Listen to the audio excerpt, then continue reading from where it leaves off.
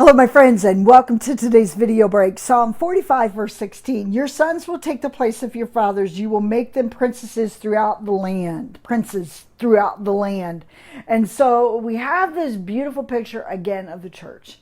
But do you sense the movement you will be making? You will be doing. You'll be working for the King of glory, for the King of kings. And we all know that in the New Testament, we have this great commission, go and make disciples of all nations.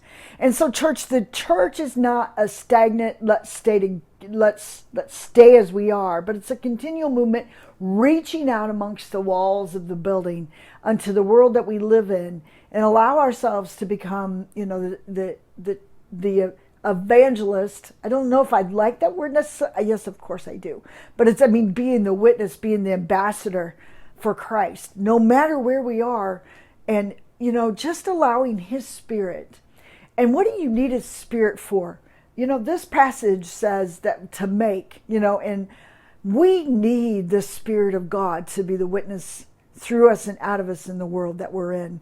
We can't do it apart from the Spirit. I believe that's why it came on so heavy in the day of Pentecost, because the commission was to go and make disciples of all nations. And I'm wondering, I can't help but to wonder, have we lost some of that because we're so ingrained into keeping what's in, putting all of our energy into maintaining and inside the church, but we're people who make disciples, who make disciples, who make disciples. That process doesn't ever stop. It's a continual motion.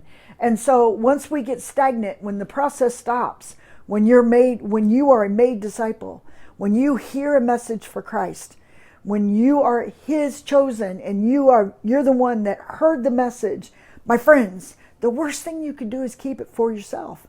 This message was intended to be shared amongst all. And so don't rest in the fact and keep growing to the fact that you become a fat Christian. You keep it all for yourself instead of making and making and making. It's a movement. So what you learn, what you're assured of, where your faith has matured, where your faith has said yes, you don't have to wait till you're, I don't know what the skill would be, but when you learn and you know it and your faith has been experienced there, share it. We make it so difficult to make disciples. And so who do you need to invite? Who do you need to share? Your experiences with Christ, your relationship with Christ. Just look at the circle that Christ has placed you in, the influences of the place.